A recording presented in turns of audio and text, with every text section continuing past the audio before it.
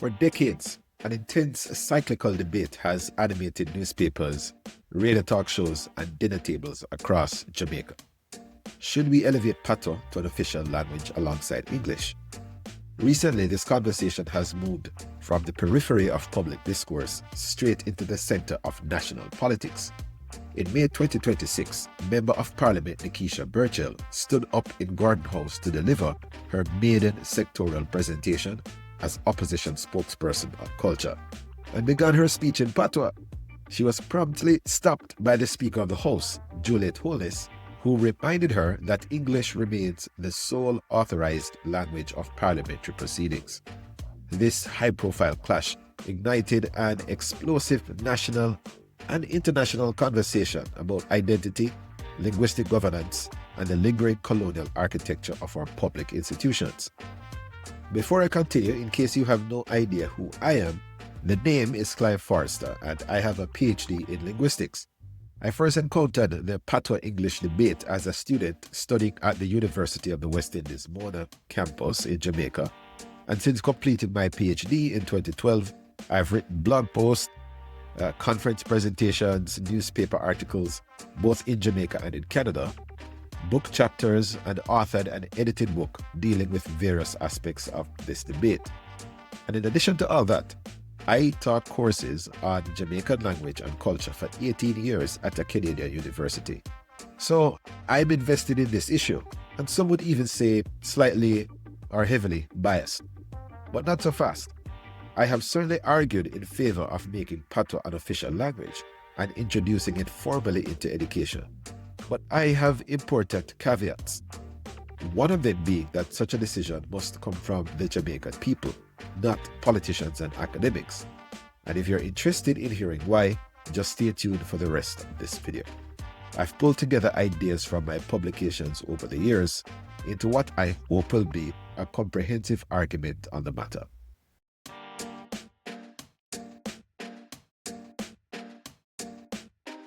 In the study of rhetoric, there is a foundational principle known as Kairos, the concept of the right time, or the opportune cultural moment to make an argument.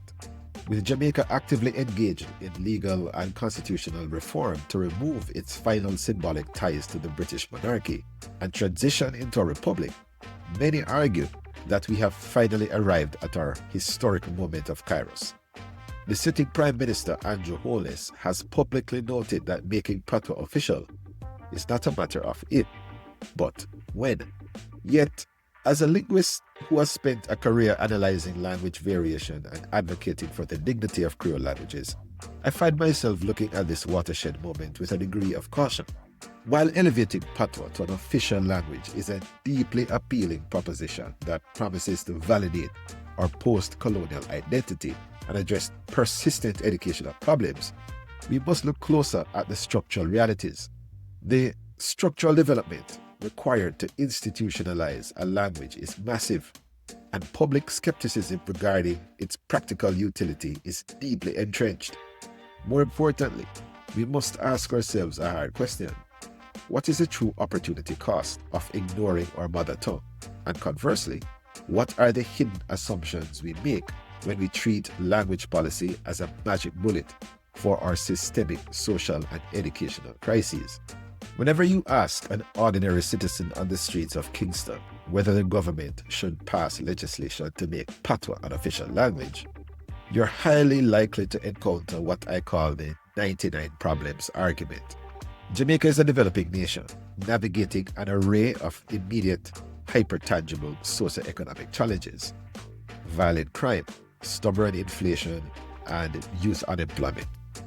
To the average taxpayer, spending scarce public funds on standardizing, translating, and institutionalizing a language we all already speak seems like an indulgence.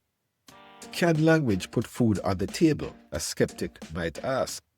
For many Jamaicans, Standard English is viewed as an indispensable tool for economic survival, the undisputed language of global commerce, international travel, and upward social mobility. But public pushback isn't merely pragmatic. It is deeply ideological, rooted in centuries of internalized linguistic hierarchies. In my research into online reader responses to newspaper articles on language rights, I've examined how anonymous users interact on digital forums. Forum commentators frequently express fiercely combative views, partly because they're anonymous online, but mostly because this is just the nature of online interaction. Many users dismiss Patwa as nothing more than broken English that lacks the structural sophistication required for complex administrative or legal thought. One user on a public forum recently argued that the Jamaican dialect contains an incredibly limited vocabulary and consists mostly of mispronounced English words, asserting that it lacks the capacity to inspire higher learning. This widespread skepticism points directly to an uncomfortable paradox within our national psyche. As Jamaicans, we live in a state of double standards. We rely on Patwa to project our cultural confidence to the world through reggae, dancehall, literature, cuisine, and international athletics. We recognize its unique rhythm, its emotional texture, and its unrivaled capacity for wit and humor. Yet, the moment Patwa attempts to cross the threshold into formal institutionalized spaces like a corporate boardroom, a university lecture hall, or the floor of parliament, we recoil. We treat it as an intruder, a sign of gutter politics, or a lack of proper decorum. This brings us to a critique of the motives driving our political class.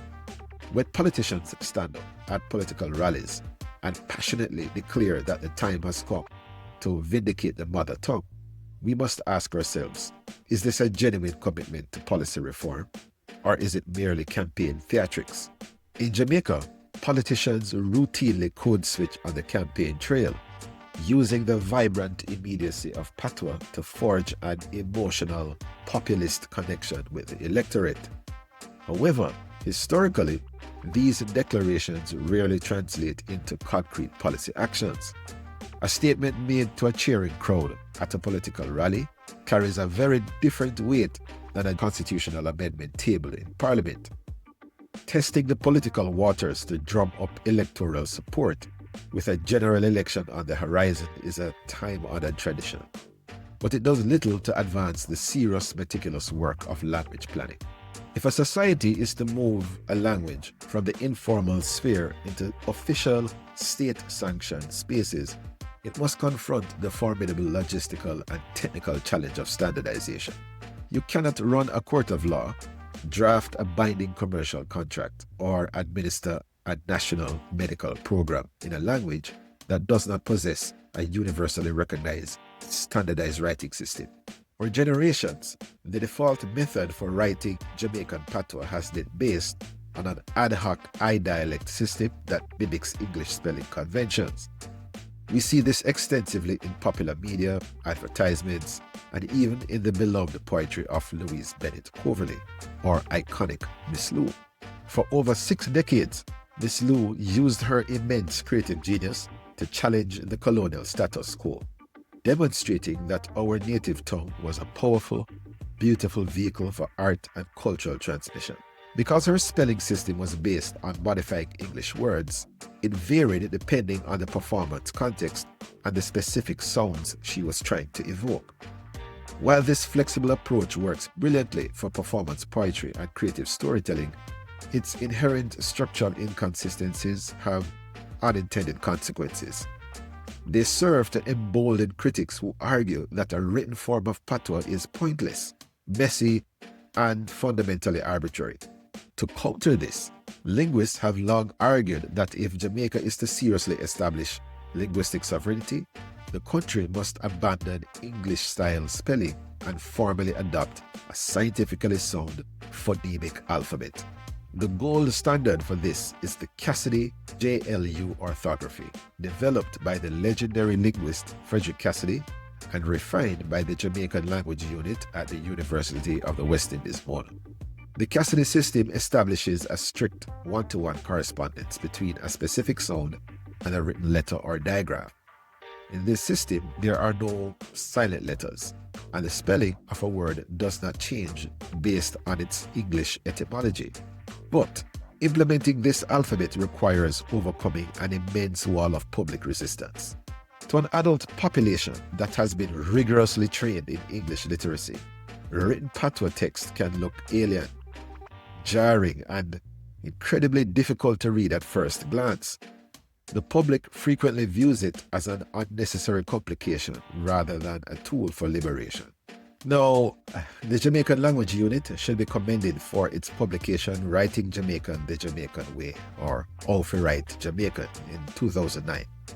This was a short introductory text laying out the basics of the writing system that could work for just about any age.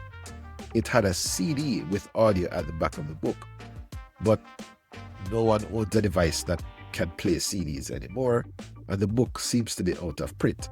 Since that original publication, a bunch of other books authored by non-linguists have appeared on Amazon claiming to teach the Jamaican language using their own methods and writing system. It's good to know Jamaicans at home and abroad have started to create resources to teach the language. But in the absence of an authorizing body, everyone's just doing their own thing. Standardization requires a deliberate expansion of the lexicon and the cultivation of a formal register. Patwa is an incredibly rich language, but because it has historically been restricted to informal environments, it lacks the ready-made, standardized technical and administrative terminology for fields like advanced chemistry, law, or economics. When Patwa is suddenly thrust into a formal setting without this structural development, it can sound completely out of place to the listener. This isn't because the language is inherently unsuited for formal thought, but because we are unaccustomed to hearing it used outside of casual conversation. The performance register that works beautifully on a theater stage or in a musical recording does not translate directly to explaining complex algebraic equations or historical chronologies in a classroom. Developing a distinct formal register involves standardizing grammar and systematically expanding the vocabulary to encompass technical terms, as well as establishing clear conventions for academic discourse. This is a monumental task that requires years of sustained investment, teacher training, and curriculum development, and needless to say, lots of money. Despite these steep structural costs, the potential dividends of making Patwa an official language are profound, particularly when we look at our national education system. For decades, Jamaica has been locked in what the World Bank characterizes as a persistent learning crisis. Year after year, national diagnostic data reveals a deeply troubling reality. A significant part of primary school learners consistently fail to achieve mastery on national literacy and numeracy assessments. The roots of this crisis are deeply tied to our sociolinguistic realities. While standard Jamaican English is the sole official language of instruction inside our schools, the vast majority of children enter the school gates speaking Jamaican Creole as their first and primary home language. The institutional refusal to fully acknowledge this reality creates an invisible barrier for the Creole-speaking child, who is effectively expected to acquire literacy and content knowledge in a language they do not fully speak or understand. An easy way to think of this is a child in a math class who is struggling at math because they do not understand the language of the classroom, which is English. Linguists have long sought to counter the pervasive idea that language policy is a zero-sum game, a mistaken belief that validating Patwa must inevitably come at the direct expense of English proficiency. Decades of international linguistic research demonstrate that teaching children initial literacy in their native mother tongue provides an essential cognitive foundation. When a child learns how to read, write, and think conceptually in the language they speak at home, they develop a strong metalinguistic awareness. This structural foundation actually enhances rather than hinders their ability to subsequently learn a second language, such as Standard English. Between 2004 and 2008, the Jamaican Language Unit put this theory to the test through the Bilingual Education Project, a groundbreaking pilot project conducted in select primary schools across the island. The project involved translating standard primary curricula for mathematics, science, and social studies into Patwa using the standardized Cassidy orthography while training teachers to operate in a fully bilingual environment. The objective was to cultivate full functional bilingualism, ensuring that students achieved high competence in both languages. The findings from this project were encouraging, revealing that children who were granted the freedom to utilize their home language demonstrated greater classroom engagement, superior conceptual understanding, and improved performance in their academic subjects. The sample size was too small to promote the program nationally though, since by the end of the project, only one school was involved. Beyond the classroom, elevating Patwa is a necessary act of post-colonial reform and identity validation.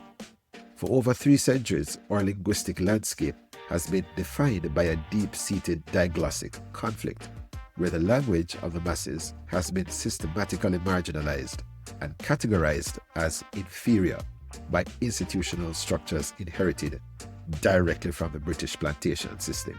To refuse the language of the people a space in the highest legislative body of the land, or to penalize a child for using it in school, is a lingering form of colonial exclusion. By taking the historic step to grant Patwa official status alongside English, Jamaica would formally remove this historical inferiority category. It would serve as a powerful, concrete legislative gesture demonstrating that our mother tongue and the language of our former colonizers stand as constitutional equals. This would be the ultimate fulfillment of the grassroots advocacy championed by Ms. Lu and the generations of cultural practitioners, a decisive step toward curing our collective linguistic insecurity and achieving genuine national self-determination. It is at this exact point, however, where we must step back from our soaring academic arguments and rigorously critique the entire issue.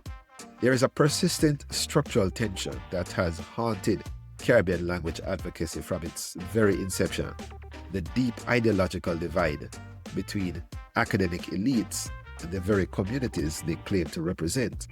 When linguists and university professors lobby the government for formal language rights, their well-intentioned efforts are frequently met with deep suspicion by the public.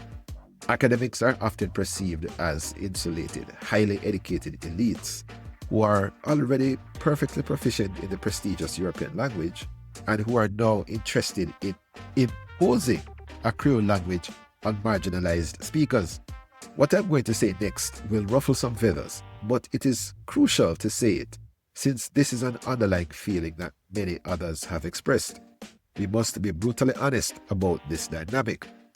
A skeptic would object, and entirely correctly, that vocal linguists like myself have absolutely nothing to lose from an experimental shift in national language policy, but quite a bit to gain.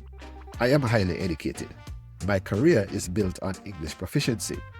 I and most of these academic advocates have no children that will be navigating the public school system when Patwa is institutionalized as a language of instruction. In fact, like many Caribbean academics, I don't even reside in Jamaica anymore. I possess complete insulation from any adverse effects that might accompany the overhaul of the education system to use Patwa as the language of instruction.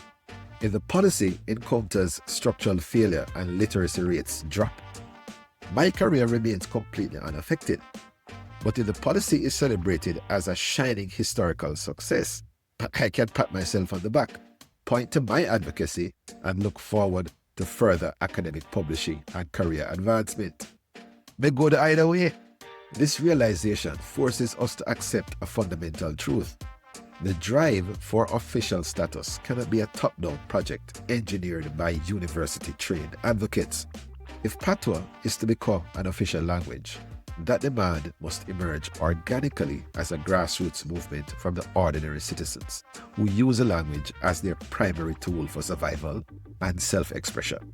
It must be driven by petitions, community organizing, and public consensus. Furthermore, as educators and policy planners, we must confront a highly inconvenient empirical reality that complicates our neat linguistic theories. None of the hundreds of thousands of Jamaicans who have successfully made it through our education system and have become successful doctors, lawyers, engineers, and academics ever had the benefit of a formal bilingual education project. They sat in classrooms where English was the sole authorized language, yet they achieved high levels of academic literacy. How did they accomplish this? Arguably, there are an array of powerful competing and compounding factors relevant to a child's home and school environment that impact educational outcomes in ways that can completely mitigate or exacerbate the language problem. The socio-educational reality of Jamaica is shaped by severe systemic inequities. When a child underperforms in our school system, they are rarely suffering from a language barrier in isolation. They are frequently navigating an unstable family structure, a severe shortage of basic school resources, overcrowded classrooms, insufficient time spent on actual academic lessons, and encounters with ill-prepared, underpaid teachers who lack specialized pedagogical training. Consider the recent empirical research conducted by Shauna K. Tucker, Victoria Murphy, and Hamish Chalmers in 2025 on home language and literacy environments among primary school children in Jamaica. Their study revealed generally low levels of print engagement and limited caregiver participation in formal literacy activities within many homes, with a tendency to place the sole responsibility for literacy development onto teachers. While they noted that Jamaican Creole was the dominant conversational tongue in these households, they emphasized that community structures such as religious programs and Sunday schools frequently emerged as vital supplemental spaces for literacy engagement. What this demonstrates is that the language issue is but one single thread in a highly complex, interconnected web of social and economic deprivation. We have no definitive empirical method to isolate just the language variable and declare it the primary or major cause of our educational shortfalls. If a school lacks running water, electricity, textbooks, and trained educators, changing the language of instruction from standard English to standardized Patwa will do absolutely nothing to improve student outcomes.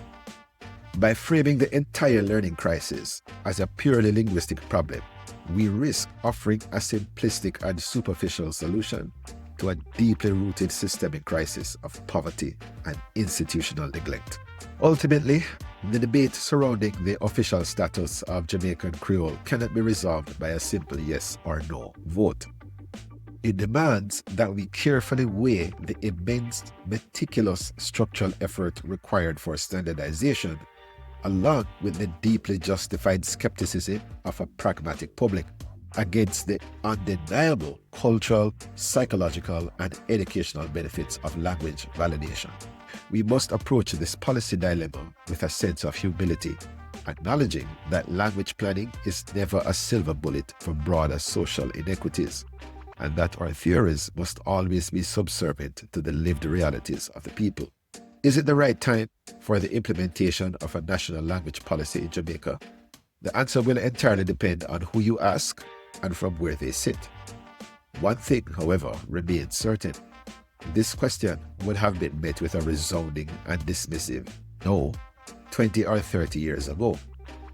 The very fact that we're having this intense conversation today, that a member of parliament can challenge the linguistic codes of Garden House, and that the public can debate the matter across international digital forums, is a powerful sign of the times.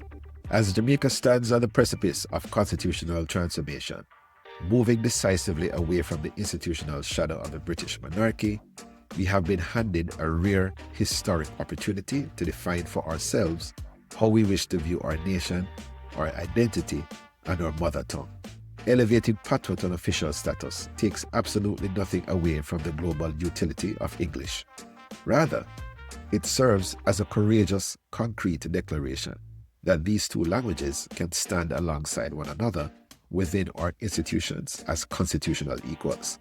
It is undoubtedly bold, complex, and historic step, and one which requires us all to be on the same page.